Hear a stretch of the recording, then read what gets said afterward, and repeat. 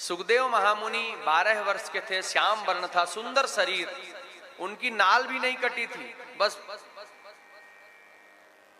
प्रकट हुए नाल टूटी और वो भाग गए। रक्त में लथपथ, खून में सने हुए ही घर से भाग गए। उनको लगा थोड़ी देर माता पिता के पास रहूंगा तो इनकी माया, मुझे ममता जो है वो घेर लेगी।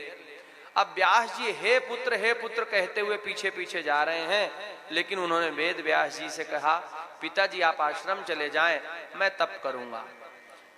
और ये भी स्वयं नहीं कहा, वृक्षों से ये उत्तर दिलवाया, क्योंकि सुखदेव जी सर्वभूत सब में व्याप्त हैं। तम सर्वभूत हृदय मुनि मानतोस्मि।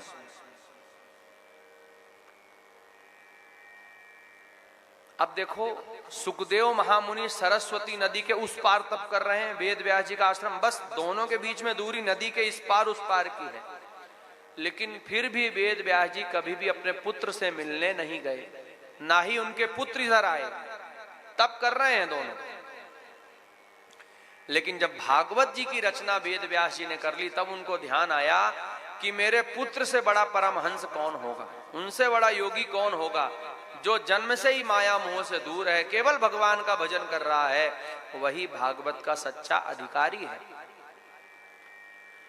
तो वेद व्यास जी ने क्या किया कि अपने कुछ शिष्यों को भागवत जी के श्लोक रटा दिए, कंठस्थ करा दिए और कहा देखो मेरा पुत्र उस पार तप कर रहा है, तुम लोग जाकर के उसके पास ये श्लोक गायन करना। तो एक दिन की घटना है कि वेद व्यास जी का एक शिष्य सुखदेव जी के निकट जाकर एक श्लोक का गायन करता है।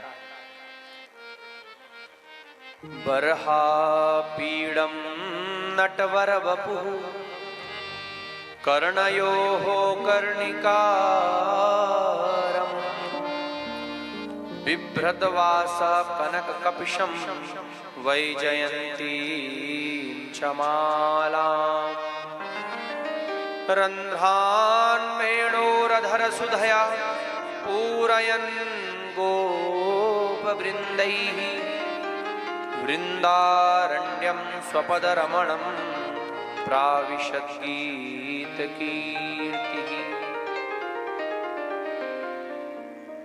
इस श्लोक का अर्थ यह है कि भगवान श्याम सुंदर ने अपने मस्तक पर मोर मुकुट धारण कर रखा है, कान में कनेर के पुष्प लगा रखे हैं, वैजयंती की माला धारण कर रखी है, पीतांबर धारण कर रखा है, होठों से अधरों से मुरली लगा रखी है और गोपी और ग्वालों से के समूह से घिरे हुए हैं।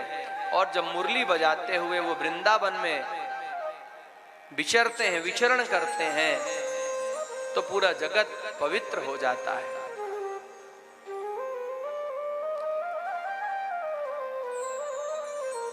भगवान इतने सुंदर हैं, इस रूप का वर्णन सुन करके सुखदेव जी के नेत्र खुल गए कि मैं तो निर्गुण निराकार की उपासना कर रहा हूं जो अपने अंदर स्थित है, योग भीर ध्यान गम्यम, लेकिन क्या भगवान इतने सुंदर हैं?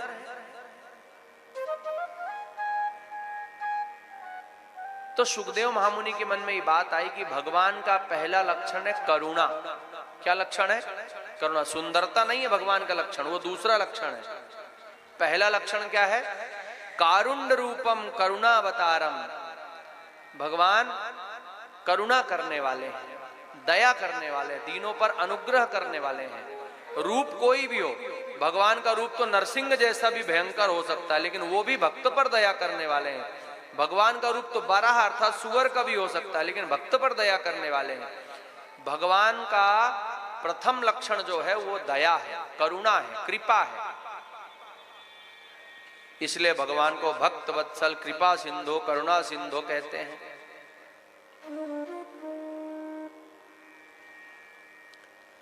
तो इतनी देर में दूसरा शिष्य एक श्लोक गाता है, अहो वकीयम स्तन कालकूटम जिघांसयापाय यदप्य साध्वी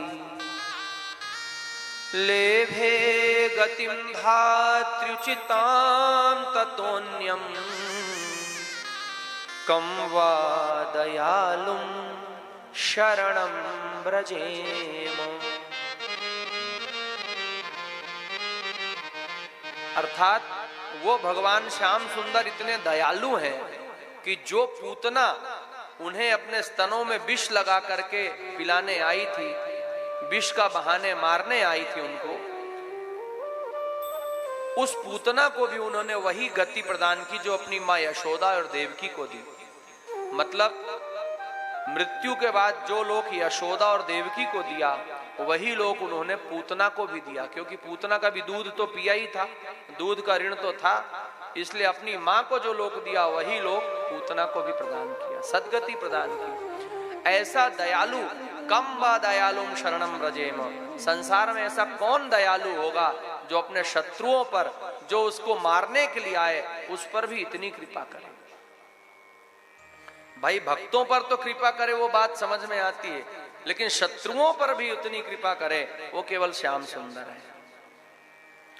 इस श्लोक को सुन करके तो खड़े हो गए सुखदेव जी, तपस्या टूट गई और कहते हैं भैया ये इतने सुंदर सुंदर श्लोक किसने सिखाए? बोले आपके पिताजी ने एक ग्रंथ की रचना की है, श्रीमद् भागवतम, श्रीमद् भागवत महापुराण के नाम से 18,000 श्लोक हैं। सुखदेव महामुनि दौड़ करके अपने पिताजी की शरण में आए, प्रणाम किया, कहा पिताजी मुझे भी भागवत का अध्ययन करवाइए, मुझे भी भागवत पढ़ना है। तब पिताजी ने यज्ञोपवीत संस्कार कराया, भागवत जी का उपदेश दिया, ज्ञान दिया, भागवत को पढ़ाया। ये तो सुखदेव महामुनि को भागवत कैसे प्राप्त हुई अपने पिता से, वो कथा मैंने आप लोगों को सुनाई।